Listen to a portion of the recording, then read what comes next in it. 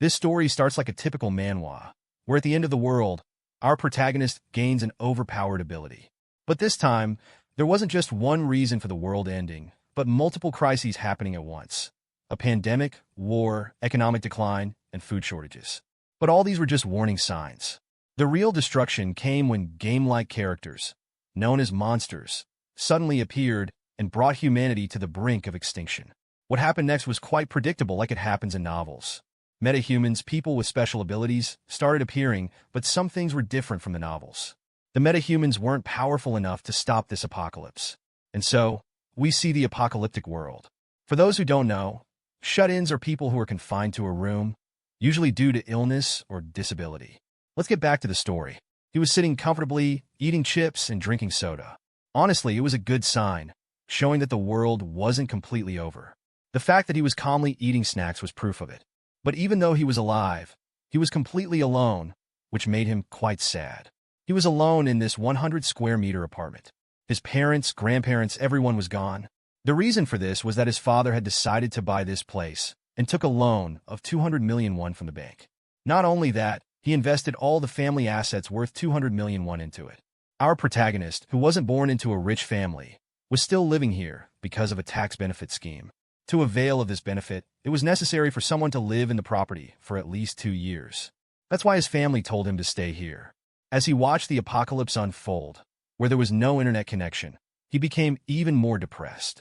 Suddenly, a loud roar shook his place. He looked up and saw a monster gliding toward his apartment in the sky.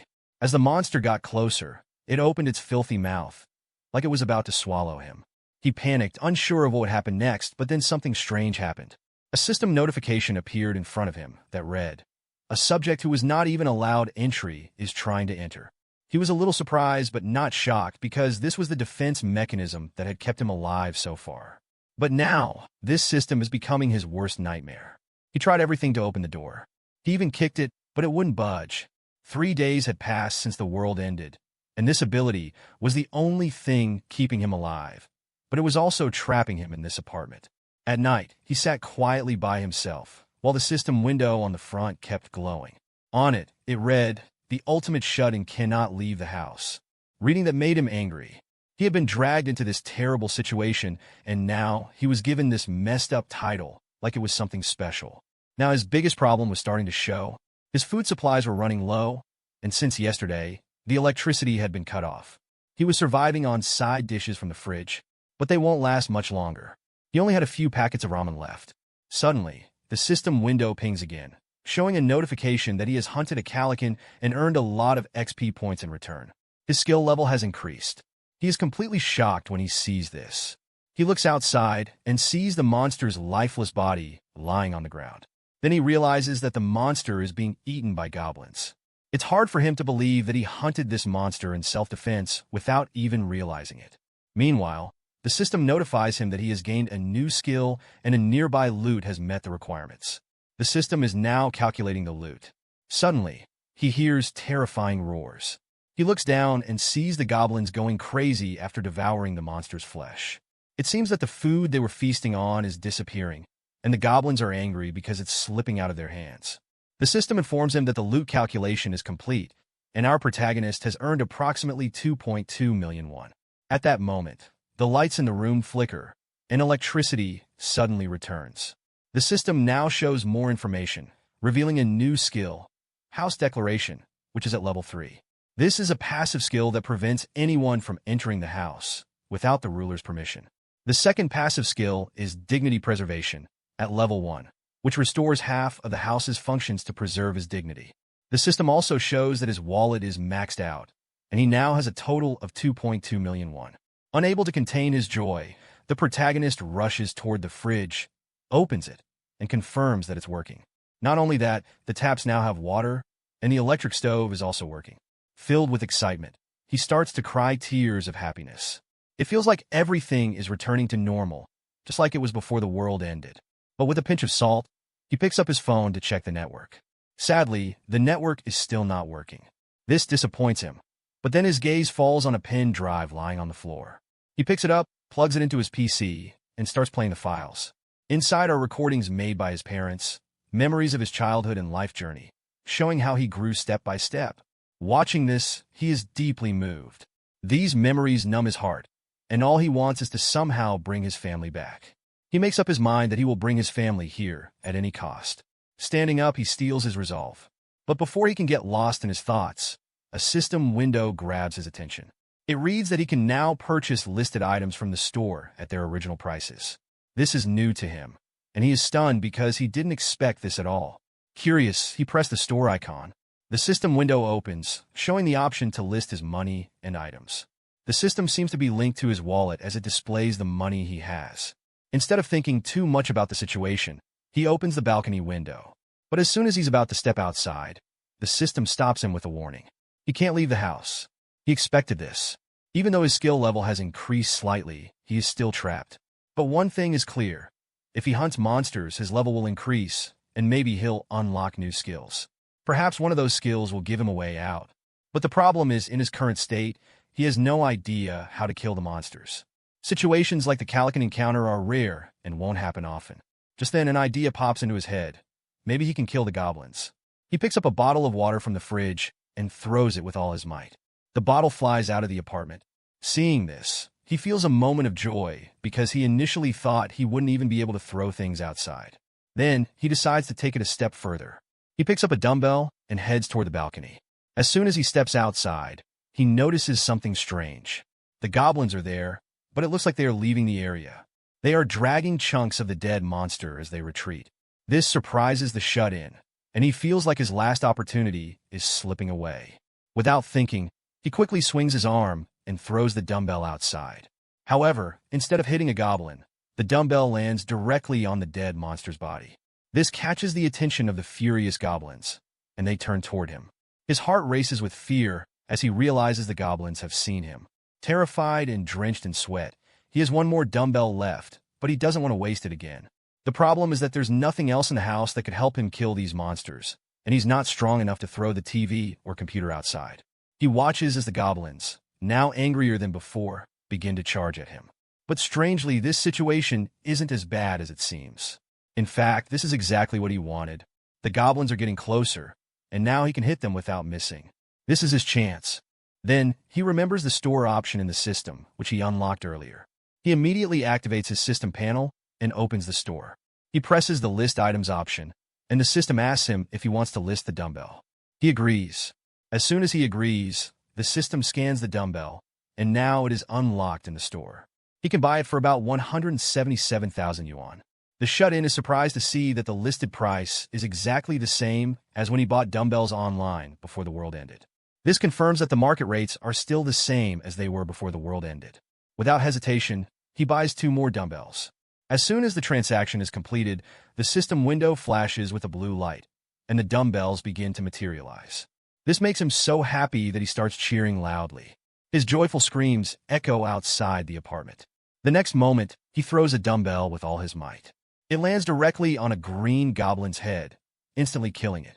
He earns some XP and around 3,000 yuan, which is immediately deposited into his wallet. He's absolutely thrilled. Below, the goblins, who are watching their fallen companion, panic. But before they can properly mourn their friend, their eyes fall on another dumbbell flying toward them. The goblins scatter quickly, trying to save themselves. Unfortunately, the dumbbell doesn't hit anyone. This miss annoys the shut-in, so he spends more money and buys 3 more dumbbells. This time, he throws all 3, and he successfully kills 1 goblin. The system immediately notifies him that he has killed a level 6 goblin. As usual, he gets cash, but the most important thing is that his skill level has increased, and he has unlocked a new ability. Turns out, he now has access to an alternate dimension where he can store items. Excited, he commands the system to open the storage. As soon as the system opens it, it asks if he wants to store the dumbbell inside. Without hesitation, he agrees. The dumbbell starts to pixelate, and a system window pops up confirming that he has successfully stored a non-slip 3-kilogram dumbbell. The system then asks if he wants to summon any items from storage. His face lights up with joy, and he quickly says yes. The dumbbell materializes instantly in his hand. Thrilled, he realizes that he can now summon items from the alternate dimension into real life, anywhere.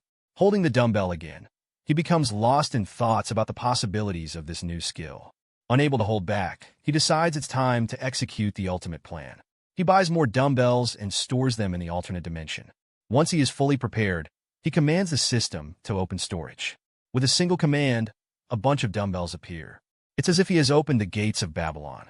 He lets them fall like rain, as if they were himself. The goblins stand there, watching as a massive number of dumbbells fall on them. Some are terrified, and as the dumbbells hit them, the goblins begin to die.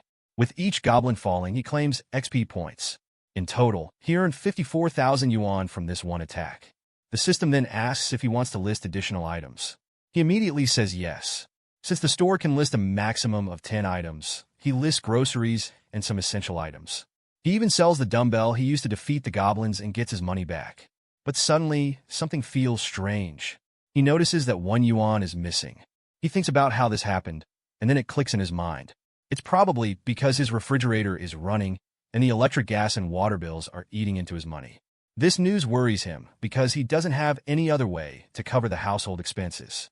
After the dumbbells fell on the goblins, they fled in fear, leaving their old home behind. Since then, he has only killed 2 more goblins, and he isn't sure if there are any more creatures to hunt. When he looks down, he only sees a rotting head of a dead monster. The shut-in knows that if he doesn't hunt something soon, his situation will get worse. He has to figure something out no matter what.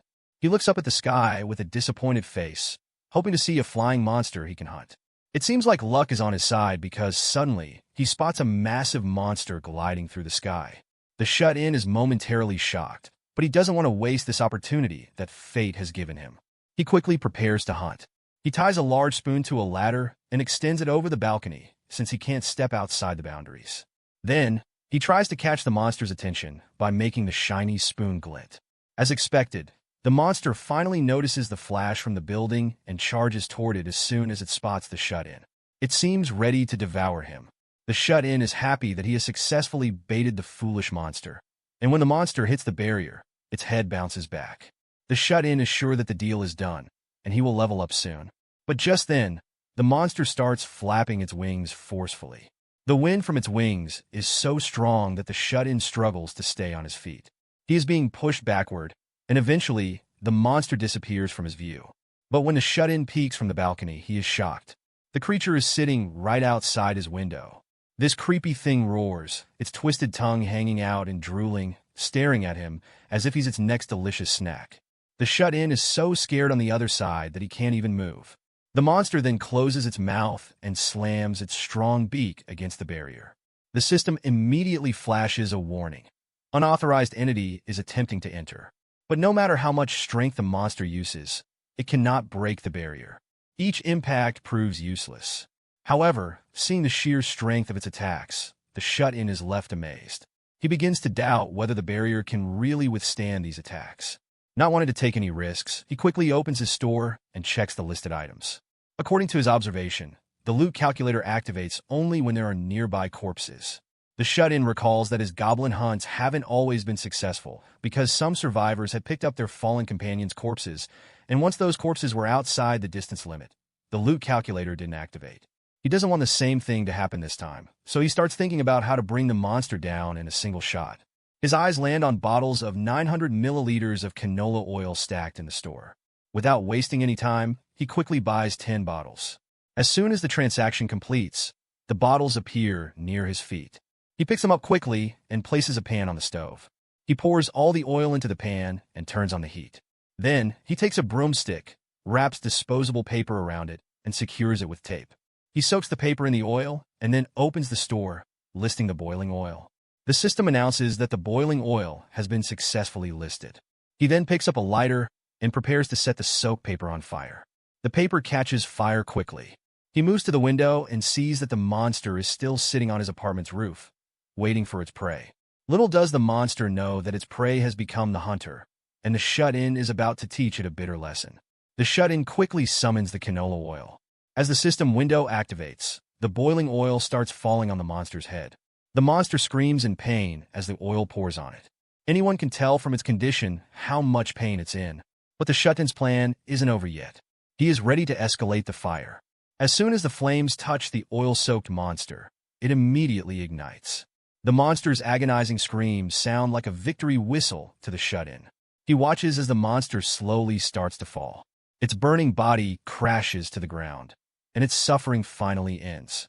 A system window pops up, congratulating the shut-in for defeating the monster. He receives a massive amount of XP, his skill level increases, and a new skill is unlocked.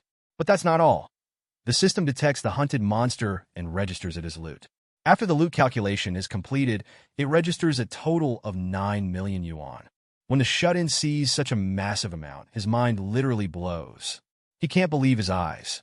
But before he can fully recover from this shock, another notification pops up.